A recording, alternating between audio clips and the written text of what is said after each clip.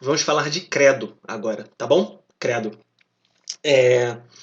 Eu acho que todos aqui devem ter ouvido já falar, se não ouve, tá ouvindo agora, que a igreja tem uma língua oficial, tá bom?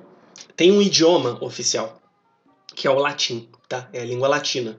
Por muito tempo, a missa só foi celebrada em latim. Hoje em dia ainda existem lugares que celebram a missa em latim. Só que a partir ali dos anos 60, a missa passou a ser celebrada também nos idiomas vernáculos, né? Então a missa do Brasil é celebrada em português, a missa na Inglaterra é celebrada em inglês, a missa em francês na França e por aí vai, tá? E a palavra credo, ela é uma tradução do latim, tá? Que significa creio, creio. Não sei se vocês já ouviram falar nisso, mas todas as orações católicas, elas têm o nome da primeira palavra do seu nome. Então, por exemplo, Pai Nosso que estás no céu, tal, tal, tal, tal. O nome da oração é Pai Nosso, tá? Ave Maria cheia de graça, tal, tal, tal, tá? Ave Maria, né? Santo Anjo do Senhor, Santo Anjo, né? Ou oração do Anjo da Guarda, tem gente que chama assim, tá? Todas as orações católicas, pelo menos as principais, elas têm esse nome, né? Tem até a oração que Maria faz quando recebe a mensagem de que ia ser mãe de Deus, né? Que ela fala, maravilha fez comigo. Agora eu não lembro a oração de cabeça, né? Eu tô tentando decorar, mas tá difícil. E o nome da oração é Magnificar, tá bom? Que é a oração que ela faz. Que é tipo maravilhas, né? Deus suas maravilhas, alguma coisa assim, tá? Não sei latim, mas tô falando que eu já cheguei a estudar.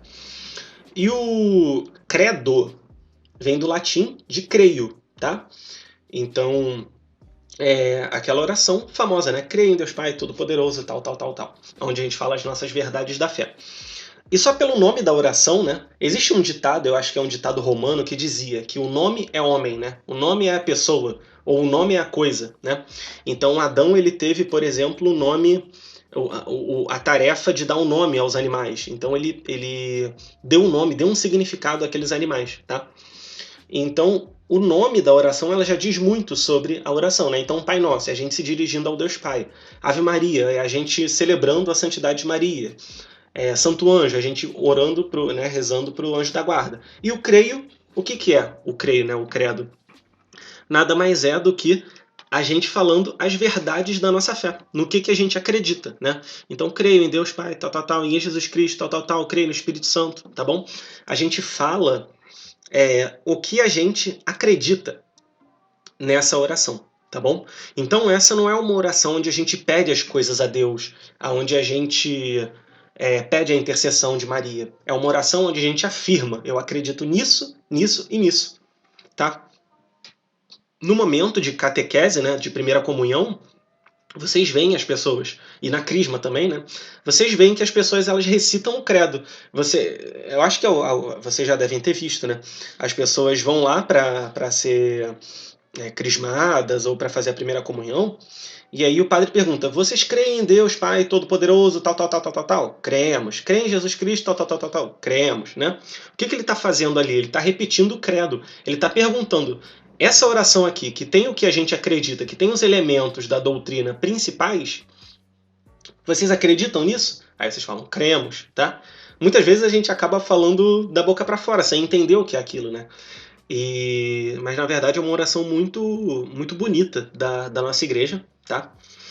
E ela foi criada justamente para combater as heresias, combater os erros doutrinários, né? Quando eu falo heresia aqui, heresia seria qualquer doutrina que está fora da doutrina correta, tá bom? Então o que acontece? Jesus, ele ressuscitou, né? E ascendeu aos céus, subiu aos céus. E aí a gente vê que alguns apóstolos eles ficaram muito confusos. Poxa, será que Jesus queria que a gente fizesse tal coisa ou tal coisa? Será que ele queria que a gente fizesse tal coisa ou tal coisa? Isso aqui ou aquilo outro? E começaram a aparecer alguns movimentos muito estranhos dentro da igreja no primeiro século, né? Primeiro século vai do ano 0 até o ano 100, tá bom? E também no segundo século começaram a aparecer alguns problemas. Mas mesmo dentro da igreja, as pessoas não tinham certeza, né? Ah, pô, será que eu ainda tenho que seguir a lei dos judeus? Por quê? A lei dos judeus, eles tinham que, por exemplo, não podia trabalhar no sábado, não podia comer carnes de porco e de outros animais, não podia usar roupas de tecidos misturados, né? Tem gente até que critica a igreja falando isso, olha o que tem no Levítico, né? Tá dizendo que não pode usar roupas de tecidos misturados, mas isso era uma lei histórica, né? Não é uma lei que a gente segue hoje em dia, tá? Hoje em dia, se vocês lerem nos Atos dos Apóstolos, vocês vão ver que Pedro ele revoga essa necessidade, tá bom? Pedro ele usa a sua autoridade como o primeiro papa da igreja e ele revoga essa obrigação. Por quê? Porque ele dizia, olha, a lei de Moisés ela teve a sua importância num determinado momento, mas a lei atual, né, a lei de Deus agora é Jesus Cristo. Então nós temos que ter fé nele e seguirmos a sua doutrina, e não necessariamente seguir a lei, que é toda regradinha e tudo mais, tá bom? E vocês podem ver muito disso nos Atos dos Apóstolos. É um livro da Bíblia, mas é um livro histórico, né? Mostra Paulo indo para lá, indo para cá, convertendo as pessoas, fazendo as coisas. É quase como uma aventura, digamos assim, né? De que Paulo ia com Lucas, eu acho, pelos lugares e tudo mais, e Lucas ia relatando as coisas, tá? E aí, em algum momento, eles têm esse problema, né? Eles falavam, será que a gente tem que seguir a lei de Moisés? Ou será que a gente não precisa, né? Por quê? Porque Jesus Cristo, ele era judeu, né? Os judeus, eles seguiam aquelas leis judaicas. E as pessoas que não eram judias e se convertiam, não seguiam. Então eles ficavam, pô, sigo ou não sigo isso aqui que eles estão falando? Será que o mais importante não é só acreditar em Jesus? E aí eles definiram, não, realmente, a crença em Jesus é o primordial, tá bom? Só que começaram a aparecer uns grupos bem estranhos pregando algumas doutrinas muito estranhas, tá? Que é o que a gente chama dos grupos gnósticos. Os grupos gnósticos, eles foram muito comuns no primeiro século e eles pregavam coisas bem diferentes, assim. Então, por exemplo, tinha um grupo gnóstico que ele dizia o seguinte, olha, o nosso espírito busca ir para o alto, só que a nossa carne, ela nos impede. Então o que a gente vai fazer? A gente tem que acabar com a carne e focar em só crescer o nosso espírito. Então, qual é a consequência lógica disso? Eles achavam que se suicidar era uma coisa boa. E eles começaram a fazer essas coisas erradas, né? Se suicidar achando que era algo bom. E aí a igreja viu, opa, peraí, essa galera está fazendo coisas contra a doutrina da igreja. Enquanto que outros grupos pregavam exatamente o contrário. Olha, nós nessa vida estamos presos à carne, então não tem nada que a gente possa fazer. Então vamos desfrutar do prazer da carne. A consequência lógica disso é que eles continuavam fazendo todas as coisas que eles faziam, né? Sexo desregrado, comida desregrada, todas essas coisas desregradas. E aí a igreja também olhou, opa, peraí. Tem um cara de um lado que está se suicidando porque acha que a matéria é ruim, e tem outro cara de outro lado que ele está dizendo que como a matéria existe, a gente tem que sucumbir a ela mesmo. Peraí, vamos botar na linha reta, né? Vamos botar na linha reta. Vamos definir todos os artigos cristãos que a gente considera como essenciais para a nossa fé, e quem não seguir pelo menos um desses artigos, né? Quer dizer, são 12 artigos. Se alguém não seguir um desses artigos, já não é considerado cristão, tá bom? Tem que seguir os 12. Tá legal? Ah, Vitor, por que 12? A tradição diz que como eram 12 apóstolos, cada apóstolo falou um dos 12 capítulozinhos do credo, tá? Mas, enfim, são histórias diferentes, né? Ninguém tem certeza se foi isso mesmo. Então eles começaram a organizar o credo. O credo o que é? Uma oração que diz no que a gente acredita, como eu já falei aqui no começo. E aí eles organizaram essa oração e ela tem 12 artigos e ela é dividida... Na verdade, ela é dividida em duas partes. Só que, na prática, ela é dividida em 3 partes, porque tem uma parte muito pequenininha que fala uma coisa diferente ali, bem interessante. E se vocês forem ver, o credo ele é estruturado de acordo com a Santíssima Trindade, né? Santíssima Trindade é o quê? Pai, Filho e Espírito Santo. Então o credo primeiro fala do Pai, depois fala do Filho e depois fala do Espírito Santo. Ele segue a sequência lógica da primeira pessoa da Santíssima Trindade, da segunda pessoa da Santíssima Trindade e da terceira pessoa da Santíssima Trindade, tá bom? Então o que eu vou fazer? Eu vou fazer uma leitura comentada. Eu vou ler o primeiro trecho da Bíblia e vou explicar, da Bíblia não, da oração, né, do credo, e vou explicar por que essa parte foi colocada no credo. Depois o segundo até chegar o último, tá bom? Então começa assim: creio em Deus Pai Todo-Poderoso, Criador do céu e da terra. É a única das 12 partes que fala do Deus Pai, tá bom? É a única. Por quê? Porque o Deus Pai, ele é em grande parte inacessível a nós, né? Jesus Cristo veio até nós, então a gente tem essa referência, e o Espírito Santo que habita em nosso peito também é mais presente. Só que Deus Pai, ele é muito ainda inacessível para nós. Então, creio em Deus Pai Todo-Poderoso, Criador do céu e da terra, né? Então, Deus Pai é todo-poderoso. Se ele é todo-poderoso, ele controla tudo. Então, ele é o Deus único, né? Ele é um Deus. Então, isso aqui já descarta a possibilidade da pessoa acreditar em vários deuses, né? Criador do céu e da terra. Existe uma doutrina, que é o panteísmo, que ela é muito em voga hoje em dia, que é a doutrina do budismo e tal, que fala, tudo é Deus, a grama é Deus, a árvore é Deus e tudo mais. Só que o cristianismo, ele acredita o quê? Não é que seja tudo Deus, mas Deus criou tudo que é bom, né? Aí o pessoal fala, pô, Vitor, e a tristeza e o sofrimento? Isso é ausência de Deus. Na medida em que as coisas se afastam de Deus, elas começam a ser negativas, tá? Então todas as coisas desse mundo, elas são ser, elas têm ser, mas a maldade, a tristeza, as traições, elas são ausência de ser, elas são ausência de Deus, tá? Isso quem disse foi Santo Agostinho, não fui eu, tá? Então a primeira parte é a única que fala de Deus Pai, né? E de cara a gente já descarta o politeísmo e já descarta o panteísmo, ou seja, crê em Deus Pai, né? O Deus cristão que criou o céu e a terra, tá legal? E aí, na segunda linha, e em Jesus Cristo, um só seu Filho. Aqui eu peguei uma versão com a tradução um pouco diferente, né? Em Jesus Cristo, seu único Filho, nosso Senhor, né? Jesus Cristo, o único Filho de Deus, ou seja, Jesus Cristo, sendo Filho de Deus, ele participa dessa natureza divina e é, portanto, a segunda pessoa da Santíssima Trindade, seu único Filho, nosso Senhor, né? Ou seja, ele não era só um profeta, ele não era só um sábio, ele não era só um iluminado, ele é nosso Senhor, ele é o Deus, né? Ele realmente nos diz o que fazer, nos dá a sua doutrina. Que foi concebido pelo poder do Espírito Santo.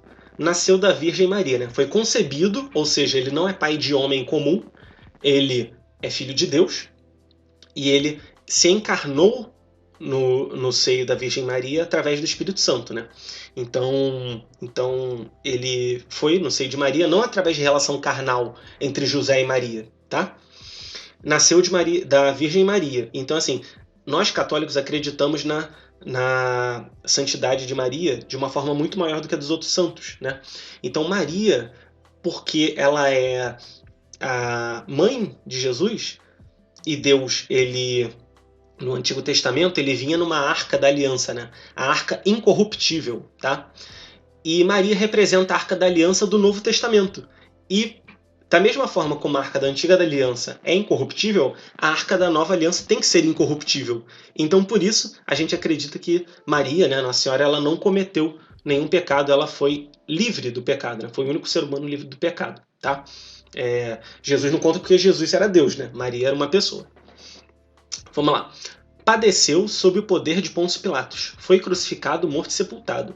Então, assim, tinha doutrinas que diziam, na verdade, Pôncio Pilatos fez uma conspiração e trocou Jesus por outra pessoa, e quem foi crucificado não foi Jesus, foi uma outra pessoa. E aí Jesus, ele, na verdade, não foi crucificado. Então, a gente tem que acreditar. Padeceu sob o poder de Pôncio Pilatos, foi crucificado, morto e sepultado, tá? Nesse caso aqui também, Jesus Cristo morreu, foi sepultado, tá? Foi sacrificado, foi crucificado, tá bom? Sofreu as chagas, as 5 chagas, né? Ele sofreu as dores da crucificação e tudo mais. Vamos lá. Desceu à mansão dos mortos, ressuscitou ao terceiro dia. É o 5º trecho, né? Desceu à mansão dos mortos, ressuscitou ao terceiro dia. O que acontece? No Antigo Testamento, existiam muitas pessoas boas, né? Pessoas que seguiam a Deus, seguiam o que Deus queria. No entanto, as portas do céu, elas estavam fechadas.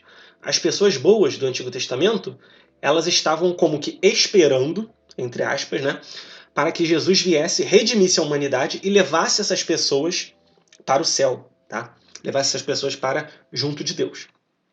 Então, quando a gente fala que ele desceu à mansão dos mortos, é isso, né? Jesus foi aonde os patriarcas estavam esperando para se juntar a Deus, levou esses patriarcas até o reino dos céus, tá?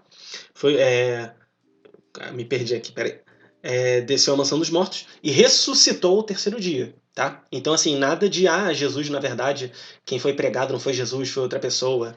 Na verdade, Jesus, é um simbolismo que dizem que Jesus foi crucificado. Na verdade, ele não foi crucificado, ele foi, sei lá, ele padeceu só, mas não foi crucificado, ele não morreu, etc. Tá? Então ele morreu e ressuscitou o terceiro dia. Então, Deus, né? Deus morreu e ressuscitou o terceiro dia. Sexto, subiu aos céus, está sentado à direita de Deus Pai Todo-Poderoso. Subiu aos céus, né? Ele ascendeu aos céus, lembra? Jesus diz, pregar o evangelho a toda criatura, tal. Ele fala isso para os apóstolos e ele ascende aos céus, ele sobe aos céus, onde ele fica junto, sentado à direita de Deus Pai para fazer o julgamento, tá? Aqui, parte 7. De onde há de vir a julgar os vivos e os mortos. Isso, né? Então, quando a gente morre, a gente vai ser julgado. Vamos para o purgatório, vamos para o paraíso ou vamos para o inferno? A gente tem essa divisão. Porque tinha gente que acreditava na época na doutrina da reencarnação, né? E assim, é uma doutrina muito comum no Brasil por causa do espiritismo e tudo mais. E, claro, com todo respeito a eles, mas o catolicismo acredita que você morre e você é julgado de acordo com as suas atitudes e você vai para o céu ou para o purgatório, né, onde você faz a penitência desses pecados e vai para o céu, ou para o inferno. Então, aqui ele já delimita, a gente realmente acredita que a gente vai para o céu ou para o inferno quando morrer, tá? Aqui, 8. Creio no Espírito Santo. Só isso, creio no Espírito Santo. Então, 3 pessoas da Santíssima Trindade, tá? Ou seja, lembra, na parte 1 a gente falou do Deus Pai. Da parte 2 até a parte 7, a gente fala de Deus Filho. E da parte 8 em diante, a gente fala do Espírito Santo. Tá? Então aqui, creio no Espírito Santo, né? Então a gente acredita que o Espírito Santo ele pode nos iluminar, pode tocar o nosso coração, pode nos ajudar a gente se manter firme na fé e a gente tem que pedir a ajuda dele sempre, né? Muitas vezes o Espírito Santo, a gente esquece dele, né? A gente vê lá os salmos, vai falar, Senhor e tal, glorioso, a gente lembra do Deus Pai, né? A gente está sempre lembrando do Deus Filho, né? Que foi Jesus, né?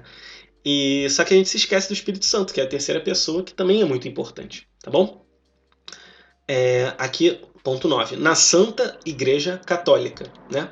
Igreja Católica, católico do latim significa universal, a igreja universal, né? Católico, o católico é o cristão universal, que acredita, por exemplo, na primazia de Roma, né? Na primazia de Pedro, da cátedra de Pedro, né? Na doutrina do Papa e tudo mais. Então vamos lá.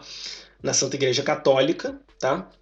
Na comunhão dos santos, tá? Comunhão dos santos. Quem é o santo? É aquela pessoa que busca alcançar a santidade para estar ao lado de Deus no fim da sua vida. Então lembra que o pessoal estava falando, não existe, a gente tem que viver como quer aqui, não precisa a gente fazer as coisas boas aqui, vamos continuar fazendo tudo que a gente faz e pronto. Mas não, aqui ele fala, na comunhão dos santos, ele fala, existem santos, é possível ser santo. Nós temos que buscar a santidade, tá? Ainda que a matéria nos atrapalhe. 10. Na remissão dos pecados. Então tinha algumas doutrinas assim dissidentes que acreditavam, não, se você pecar, você está condenado eternamente, você tem que vigiar para sempre, você nunca mais pode pecar. Mas não, na remissão dos pecados, né? Os pecados eles podem ser redimidos, a gente pode errar, que Deus ele vai nos perdoar, né? Jesus falava 70 vezes 7. Mas tinha gente que pregava que não, você tinha que você estava condenado e tudo mais, uma vez que você fazia um determinado pecado muito grave, etc. Tá? Mas Jesus perdoa nossos pecados, tá bom? Através do ato da confissão. 11. Na ressurreição da carne. Então, assim, a gente acredita que no julgamento final nós vamos ser completos em alma, isso todo mundo, ninguém tem dúvida, mas em corpo também. O nosso corpo ele vai ressurgir glorioso, tá? Na ressurreição a gente acredita, né, de acordo com a Igreja Católica, que a gente vai retornar de corpo e alma. Então essa dualidade é muito interessante. Só que a gente não vai mais ser limitado pelo corpo, o nosso corpo vai ser perfeito e vai ser mais uma forma da gente dar glória a Deus. Então vamos lá. Na ressurreição da carne, né? Porque tinha gente que acreditava, só a alma vai ressurgir, né? Então aquele pessoal que eu falei que eles odiavam a carne e se suicidavam por causa disso. Não, a gente precisa da carne, a gente vai ter nossa carne ressurgida também, tá? E 12 na vida eterna, né? Então tinham grupos também que falavam, Jesus veio para pregar a filosofia, mas esse negócio de paraíso não existe, então vamos viver da melhor forma aqui na Terra e não vai ter vida eterna. Então eles botaram isso porque realmente era importante ressaltar a vida eterna. E depois, amém, né? Então, lembre-se, tem 3 partes. A parte de Deus Pai, a parte de Deus Filho e a parte de Espírito Santo. E cada uma dessas partes, ela ressalta um aspecto da fé que a gente precisa se lembrar, tá bom? Existem 2 credos, né? O credo mais simples, que foi esse que eu fiz a leitura comentada com vocês, e tem também o credão, né? Que o pessoal fica zoando. O credão, que é aquele grande, né? Bem maior. Creio em Deus Pai Todo-Poderoso, Criador das coisas visíveis e invisíveis, né? E por aí vai. Esse credo, ele é um pouco maior, né? Ele tem mais alguns artigos. Por quê? Porque começaram a surgir outras doutrinas perigosas. Eles então tiveram que botar mais coisas ali para ressaltar a fé, tá?